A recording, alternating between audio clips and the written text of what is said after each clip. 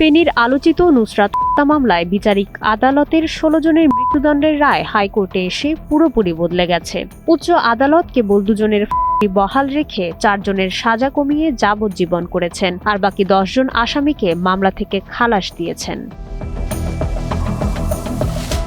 প্রশ্ন উঠছে, নিম্ন আদালতে মৃত্যুদণ্ড পাওয়া ১০ জন আসামি হঠাৎ কেন খালাস পেলেন? হাইকোর্টের পর্যবেক্ষণে উঠে এসেছে তদন্তের আইনি ত্রুটি ও সাক্ষীদের বক্তব্যের হেরফের। প্রসিকিউশন পক্ষ এই ১০ জন আসামির বিরুদ্ধে কাণ্ডে প্রত্যক্ষ অংশ নেওয়া বা ষড়যন্ত্রে সরাসরি যুক্ত থাকার কোনো শক্ত তথ্য প্রমাণই আদালতে হাজির করতে পারেননি।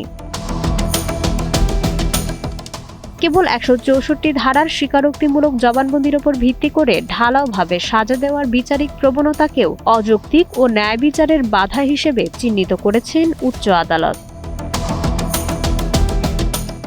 মূলত ব্যাপক মিডিয়া ট্রায়াল ও পারিপার্শ্বিক জনমতের চাপে পড়ে নিম্ন আদালতে পর্যাপ্ত প্রমাণ ছাড়াই তড়িঘড়ি করে এই রায় দেওয়া হয়েছিল। নিম্ন আদালতের বিচারক গুরুত্বপূর্ণ আইনি দিকগুলো পুরোপুরি উপেক্ষা করায় বহু পরিবারের ওপর বিপর্যয় নেমে এসেছে বলে মন্তব্য করেছেন হাইকোর্ট।